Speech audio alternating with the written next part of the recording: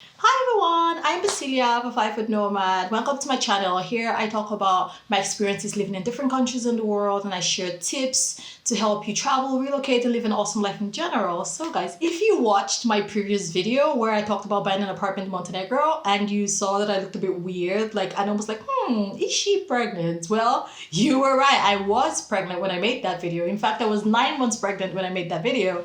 And yes, in this video, I'm going to be sharing with you my pregnancy experience in Montenegro. So if this is something that is interesting for you, make sure you watch this video until the end, guys. And don't forget to hit that notification bell so you get notified when I release new videos. So let's dive right in, guys.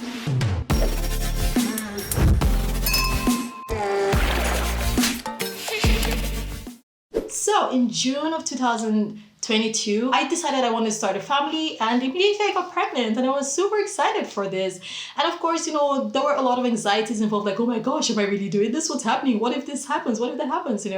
But yeah, overall, my pregnancy was pretty straightforward in terms of, from when I discovered I was pregnant. I then decided to start going to see a doctor every month, for checkup and things. Even though I have public health insurance, I didn't like the long wait times. And so I decided, okay, I'm going to go to the private for my monthly checkups, and everything was going well. Yes, I had the normal symptoms. First trimester, I had the morning sickness. I was exhausted all the time. Like, I had to take naps, even though I'm not a real nap person. And, things progressed. In the second trimester, my energy came back. I didn't really have that many food restrictions per se, but I can say that the smell of olive oil frying was one of the most dreaded smells for me while I was pregnant. Like, I would lose my mind. Like, I didn't have any crazy cravings also. But also something that really annoyed me was the smell of pesto. Like, I typically like pesto, but during pregnancy, I could not stand the smell of pesto at all. Like, it was just too much for me. And but besides of these things, I didn't really have any food aversions and things like that. Yes, I was craving Nigerian foods, and luckily I already have a website where I order Nigerian food from Germany, so that totally worked out for me. I was able to make my Nigerian foods because I had those cravings. I could make egusi soup, okra soup. The okra I actually get from Albania, so that worked out. But yeah, everything worked out great. During this time also was when we bought the apartment. So I was working, I was busy renovating the apartment. I had a lot going on. Like, I also took a break from social media, not necessarily because I was pregnant, but because I just couldn't deal with it anymore. I feel like I'm going to share that in another video, why I took a break from Instagram. When I say social media, I mean Instagram, right? Because I was still posting videos on YouTube. So I will share that with you guys in another video. But yeah, a lot was going on. I was pregnant. Everything went great, actually. It was pretty smooth overall, besides of the regular pregnancy symptoms. And then, having a lot of pain sometimes. One time I had pain for over a week. I think they call it, I can't remember the pain right now. But round ligament pain is what it's called. For a week straight, I could not sleep at all. I was crying every night because I had that pain. I think it was in my second trimester or something. But wow, it was horrible. I couldn't sleep at all. And yeah, that was a bad part of the experience. But overall, it was great. And so my due date was supposed to be March of this year, 2023. And yeah, I was doing everything I could to prepare, watching YouTube videos, how to breathe during labor, when the contractions start, so you can manage the pain, And then I was thinking, oh, should I do epidural? Of course, I was hoping for a natural birth, right? But then, lo and behold, a month to my delivery, I go for my checkup, and my doctor's like, okay, we should expect the baby to turn, because for the baby to be delivered, they have to turn head down, right? So they can come out smoothly, right? And the doctor's like, okay, we should start expecting the baby to turn. We will monitor you closely and things. I'm like, okay. And so next time I go for my checkup in 2 weeks, and the doctor's like, look, the baby hasn't turned yet. If the baby doesn't turn, we will have to perform a C-section. And I'm there crossing my fingers, hoping, okay, I don't want C-section. I hope not for that. And so I went online, started watching all these videos of how you can do exercises to turn the baby, all these YouTube videos. Wow, YouTube is really wealth of information, right? So I started doing all these exercises to help turn the baby and things. And hoping for the best. And one Sunday, I finished all I had to do for the day. It was bedtime. I was ready to go to bed. Once I got into bed, I just felt something unplug out of me. That's the word, unplug, right? Like something just unplugged from my body. I'm like, what? And I just stood up and I'm like, oh my gosh, my water just broke. And the moment I stood up, it's like gushing water. You know, they used to say, oh, when your water breaks, it doesn't gush like in the movies. You know, that's just something that happens in the movies. But dude, my situation happened like in the movies, like the water gushed out. I'm like, oh my gosh, I'm in labor and things. I mean, earlier in the day, I was having different contraction pains than usual, but I was like, oh no, it's not coming yet. But yeah, it was coming. And it was midnight, I went to the hospital and they did an ultrasound on me. They put that thing to listen to the babies, the Doppler or whatever it's called, right? And they told me, look, the baby hasn't turned. We have to do an emergency C-section now. I'm like, what? Before you know it, they take me away. They told my husband, you cannot be with her right now. Next thing I know, I'm being prepped for surgery. Next thing you know, I'm in the theater. I'm sitting there.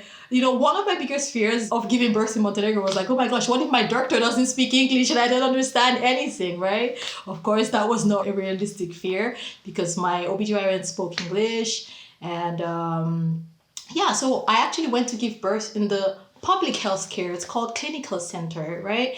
And yeah, while I was in the theater there, on the table when I was about to be put under, I asked them, so is it just going to be the type of anesthesia where you're awake for the birth, but you still give birth? They're like, no, it's emergency C-section. We're going to put you under fully, like full anesthesia. Oh my gosh, I was so anxious, Luckily, of course, they spoke English there and the lady's like, it's okay, everything's fine, we'll take care of you, we do this all the time. I was so anxious. Like in my mind, I'm like, oh my gosh, what if I don't wake up? What if something bad happens to me or my baby? What if, so many fears and worries, right? But then I slept and the next time I woke up, from the haze in my mind, I was just saying, my baby, where's my baby? Give me my baby, where's my baby? Like from my subconscious, I was like, where's my baby? And, next thing the doctors came and they brought my baby and lo and behold, they gave me a white baby with white hair. And I'm like, oh my gosh, is this my baby? What if they made a mistake? It's like black chick giving birth to a white baby, And then I looked, of course, the baby had my tag. They take it quite seriously, like tagging the mother and the child with the same tag so that you know it's your baby, right? And then I looked at the baby's hairline. I'm like, yeah, that's Rafi's hairline. This is totally my baby, right?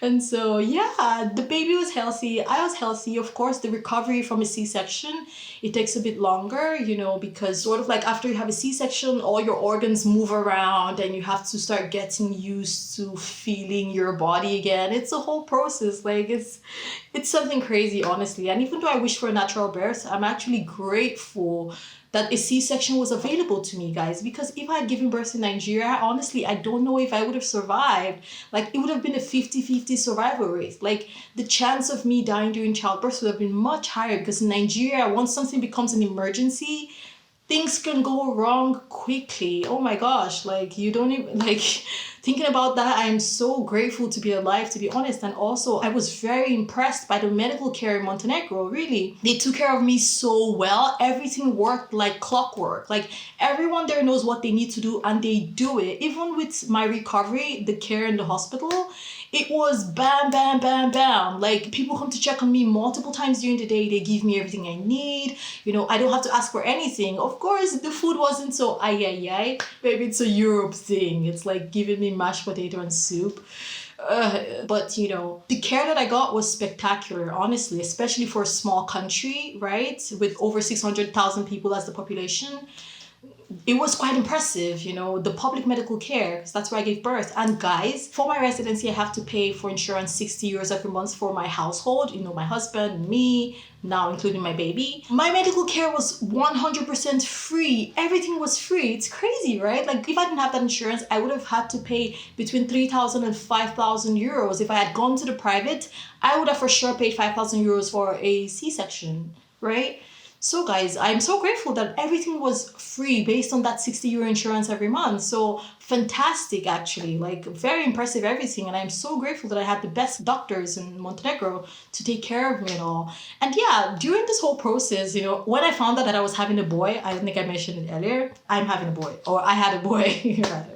So yeah, when I found out that I was having a boy, so I was asking the doctor about, okay, circumcision, right? And I'm like, okay, where can I do it afterwards? Is it standard like in Nigeria, where if you just give birth to a boy, whether a Christian, Muslim, whatever the child is, it's standard to just circumcise the child, right? The boy child. And I asked the doctor, and he's like, what? And I'm like, circumcision. And he's like, sorry, I have no idea what you're talking about. I have nothing to recommend to you.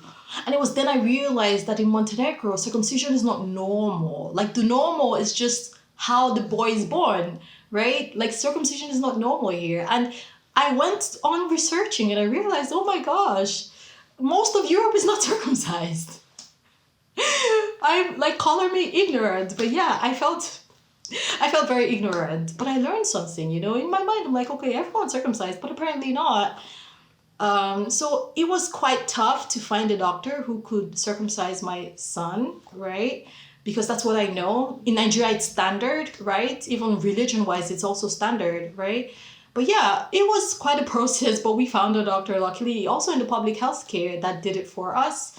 It was also free, everything covered by the insurance. Man, it's so fucking fantastic. So yes, guys, that was my pregnancy and giving birth experience in Montenegro, guys. And honestly, I'm so grateful to be alive. I'm glad that everything worked out. I'm healthy, my baby's healthy. If you have any specific questions, you can ask me in the comments and I'll get back to you, okay? But yeah, that was my pregnancy and birthing experience in Montenegro. So yes, that's how everything worked out. And I'm so grateful for the experience, guys. So if you've watched this video until now, wow, your attention span is top. So thanks so much for watching until now. And if you have any specific questions, don't forget to ask me in the comments. And yeah, until next time, if you have any video ideas for me, maybe it's with regards to Montenegro or the countries I've visited, you can ask them in the comments and I will make a video about it. So thank you so much for watching until now, and until next time, bye!